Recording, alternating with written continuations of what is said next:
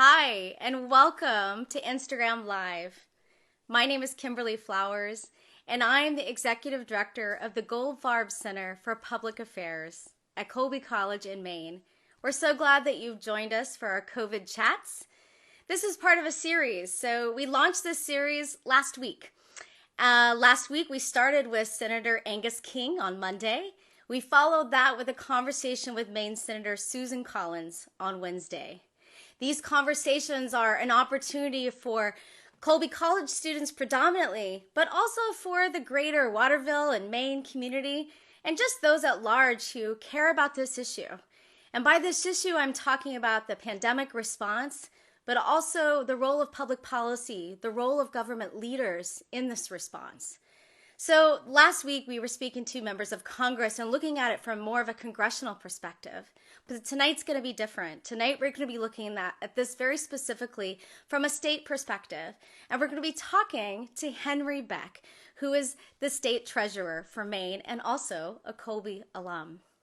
So it is April 27th. We have reached nearly 1 million confirmed cases that we know of in the United States. We're at an opportunity or at a time now where states are starting to consider reopening or are reopening. And if there's one thing we've seen in this experience, it's that the role of federal and state and local leaders, governors have played a huge decision-making role in this. And right now, we know that Governor Janet Mills has said that the stay-at-home order in Maine is likely to be extended. But she's also said that the state is moving towards a phased reopening of the economy. And no matter how you look at this, we know that this has had a devastating impact on our economy and that Maine is likely headed towards a major budget crisis. So in thinking about a budget crisis, this is why we have someone like Henry Beck to join us for these conversations tonight. Henry Beck has been the state treasurer for Maine since 2018. He was raised in Waterville. Many would say that he was born for politics, and he's been running for political office since he was born. He actually started his public service career in Waterville, joining the Waterville City Council when he was just a freshman at Colby. And by the time he was a senior, he was elected to the Maine House of Representatives. He's also an attorney who's had a private practice, and we're so honored to have him join us tonight. So when we think about, I'm going to have him join us now. I'm going to try to have him join us now. 1 minute. There we go. About Henry, think about him as like the head money manager or like the CFO of Maine. There he is, the CFO of Maine. So Henry is responsible for the state's cash and budget and debts and investments. So there couldn't be a better person to talk to as we think about the budget crisis that Maine is going to be facing or already facing. So Henry, welcome. It's good to see you again. Thank you for being here, and thanks for being part of this conversation.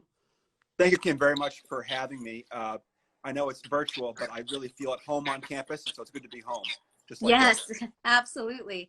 I want to start by 4 weeks ago, you did an article in the Press Herald, and the headline of the article was Maine is ready to meet COVID-19's economic challenges. I'm curious if a month later, if you still feel that way. I do still feel that way. And we are very much still in the midst of our public health response to COVID-19. But as we've gone through that and we are looking forward just a bit more as we're getting ready for our spring bond sale, for example, I do feel financially we are ready to face this crisis and reopen our economy, as you talked about. So tell us, what's the plan? Meaning, like, how is the state going to deal with what we know is going to be the huge funding gap between the cost of this pandemic and the revenue that you normally have in? What do you expect? What's the plan here? Well, we've seen lots of projections over the past week or so from outside sources like Moody's or the Federal Reserve Bank of Boston. There's no question this will be a difficult time for revenues, and we anticipate by some estimates to lose about $200 million in revenue between now and the end of this fiscal year, the April to June quarter. But the good news, the news that people should know, is that we are well equipped to meet those challenges. And my office and Governor Mills and the legislature, we are going to respond and react most directly to our own revenue forecasting that will come in June and July. So tell me, how much do we have in like Maine's like rainy day fund? Do you have more than $200 million? Is that what's helping with the shortfall? We have a healthy rainy day fund. It's actually called the Budget Stabilization Fund. It stands at $257 million tonight as I'm talking to you. That is in excess of this quarter, what we estimate will be this quarter downturn. But there is great assistance coming from Washington. We will see increased economic activity. We'll see income and other tax filings in July, but July 15th. That shortfall doesn't count those deferred payments. So I do think we're well equipped to meet the challenge. What about the federal response? Like, how much has Maine received in terms of money from the federal government from the stimulus package, and how much has that helped? Well, all states, there's a $150 billion fund that Congress passed in the first iteration of the CARES Act. Mm-hmm. Maine has received $1.25 billion. We have the wires, we have the receipts for those. Mm-hmm. We're safeguarding those funds right now. You're seeing an ongoing conversation here at the state level and in Washington about what's the appropriate flexible use for those funds. The language passed by Congress said, well, it has to be for expenses you haven't already budgeted for that are directly related to the public health response. And what I've been saying for a few weeks and the governor has been saying in recent days to Washington is, let's be flexible with that definition. Allow us to use those funds for what's necessary, of course, but also for revenue shortfalls. That's the best thing Washington could do. You brought up the governor. I'd love to hear some more about just your daily interactions. How does the state treasurer work with the governor? And then in this pandemic response, what's been your role or interactions with her? So Maine has an interesting structure, unlike some states. In many states, the treasurer is in fact independent from the governor. Here in Maine, I'm elected by a joint session of the legislature. So I work closely with her, of course, but we are our own office. I don't work for her per se, work for the people of Maine. We are in constant touch with both her and her office, especially since this began, since you saw the state really start responding in March. Our most common interactions are, of course, as you might imagine, about our state finances, about cash flow and liquidity issues. And I just have to say, I believe her response has been steady and even, and she and all of state government, they've really struck that balance between being agile, making decisions with incomplete information, but not making decisions too far ahead. Yeah. I mean, what do you think is the most pressing issue right now for her and for you, like this week? I know every week it's like another new thing that's coming out. There's so much that we don't know. There's so much uncertainty. But what's the most pressing issue for you at this very moment? I think for all of state government right now, it is making sure that our unemployment compensation system, those claims, are running smoothly. And at Department of Labor, they've brought in 100 additional staff. They've actually brought back retirees from DOL to assist with the thousands and thousands of claims that are coming through because so many Mainers have lost their jobs due to COVID-19 and due to the overall economic downturn. And we are, they are ready to go live soon on that assistance, specifically for self-employed workers, independent contractors, people in the gig economy, and those areas. So that is really, I think, all of state government's focus right now. And in the long term, we'll start looking at getting a hold of what is, in fact, the actual budget shortfall. How do we respond? How do we keep vital services funded? Right. What are those unemployment numbers right now? What are you seeing? Well, right now, I think there are 20,000 claims pending.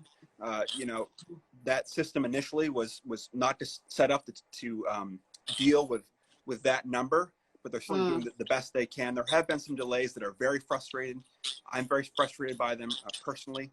We've been assisting in the ways we can, but no doubt there's a serious employment crisis in Maine and in every state around the country. Yeah. For those that are joining us in the audience, we'd love to hear who's out there. So feel free in the comment box to say who you are, who's watching. We'd love to see if there's alumni, if it's students. Feel free to put in your questions as well. I'd like to turn more to municipal leaders because, as I mentioned in the introduction, I mean, you started really your public service career on a city council. So you're well aware what limited resources there already are for local, especially rural communities. And what do you say to those leaders that, their resources are stretched even more thin? They're probably not getting the support that they want and need from the state or from federal. What would you say to those leaders? Well, just overall, I mean, my philosophy about responding to this crisis is be very candid with people, give the best information you have right away. And on that point about Maine's towns and cities, in early April, we made the decision to notify every town and city in Maine that they should anticipate a decline in revenue sharing. Now, that's not because of any decision that the governor or the legislature or I made. That is simply because we do anticipate a decline in general fund revenues. And information is providing information is sometimes the best thing we can do. And again, going back to those federal funds, that $1.25 billion, if there was a way, if Congress allowed, we could make use of those funds to help municipalities who are very much on the front line of the pandemic, right? It's your local police departments and firefighters and homeless shelters and public schools that are really on the ground taking care of people. So they're taking an enormous hit. And the worst thing that could happen would be a substantial decline in revenue sharing that also might put a burden on property taxpayers. So one thing is thinking through like the public policy side of this, meaning, is there a policy that maybe was in place before the pandemic or that was put in place right after that you would tout as something that's really successful, particularly from the economic perspective? Well, the jury's probably still out. I do think that the stimulus checks have made a difference for many people.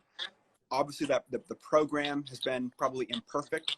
I think that needs to be amended with regard to certain kinds of dependents, adults with disabilities, for example, college students who are listening as well. But I know that immediate relief from Washington in the form of those stimulus payments have made a difference for people.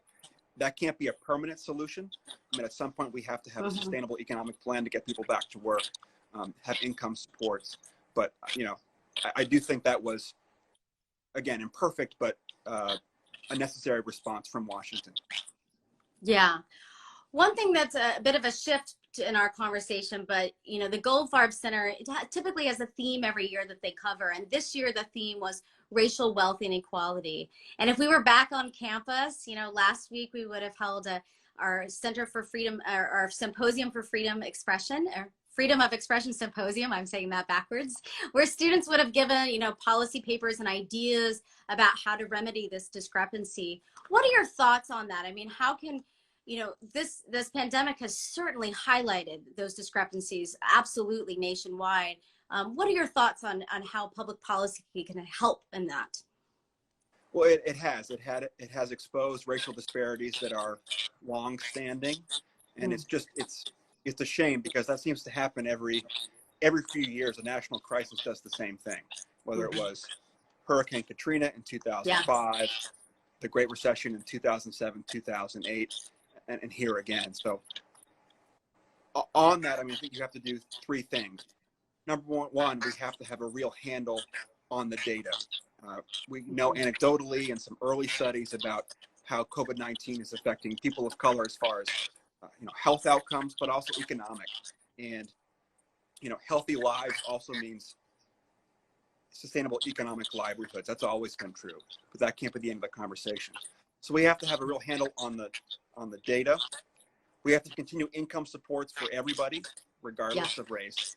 And I think going forward, there are pre-existing institutions, whether it's historically Black colleges or faith institutions that have pre-existing networks to help people in this crisis. So again, don't ignore it. Look at the data and use what's already there.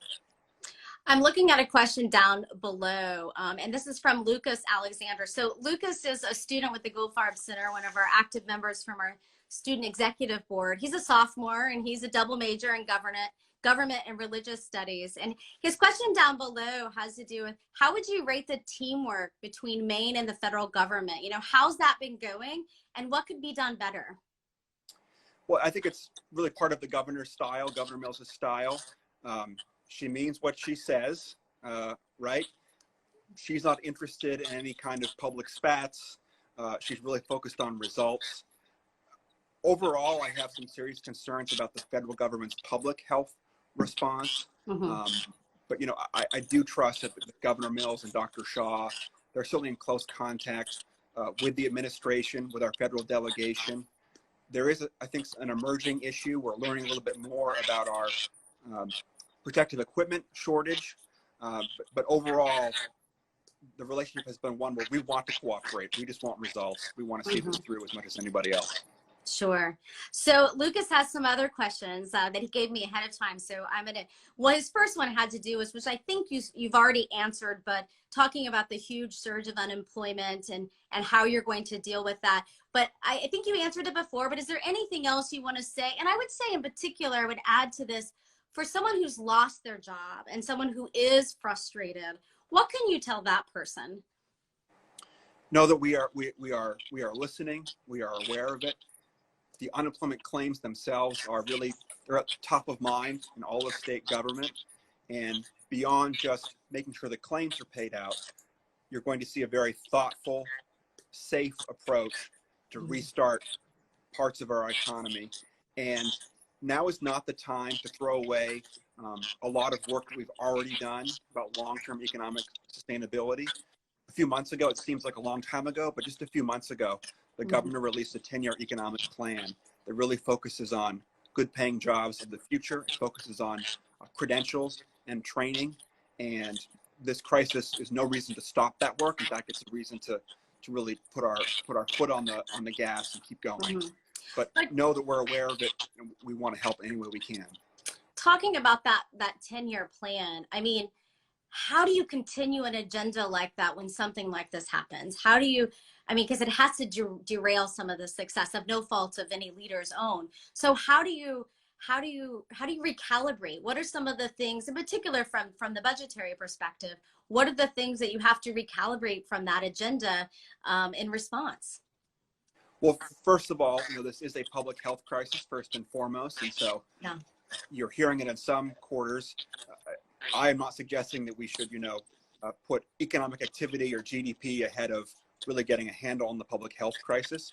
And I will say, I think there's a consensus that until people, consumers, taxpayers, business owners, until they are confident that they can live their lives somewhat normally again, safely, until we reach that point, a full economic recovery will be very difficult. Again, we just don't stop the work we've been doing.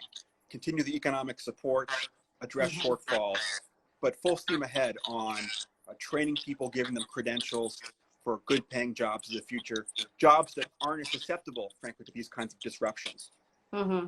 I see a question from Simon McThompson, which has to do with, his question is our federal delegation pushing for more unrestricted funds for the state and municipalities? And is there more the public can do to make the case for more federal support? What do you have to say to Simon? I think you are seeing some members of our federal delegation take that seriously.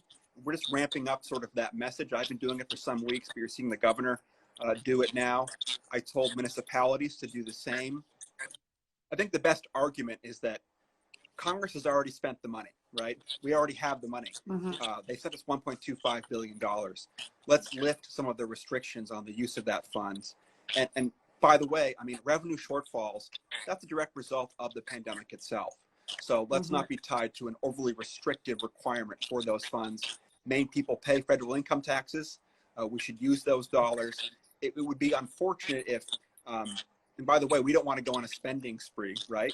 But I don't think we can just realistically spend $1.25 billion on face masks or ventilators. We have to take care of those expenses first. But everyone should tell their delegation, we've paid for that money. You send it to the state. Let the state spend it appropriately for the benefit of Maine people. Yeah. As we start to wrap up, for those in the live audience, if you have more questions or comments, please keep them coming. I want to shift gears a little bit and ask you more of a fun question.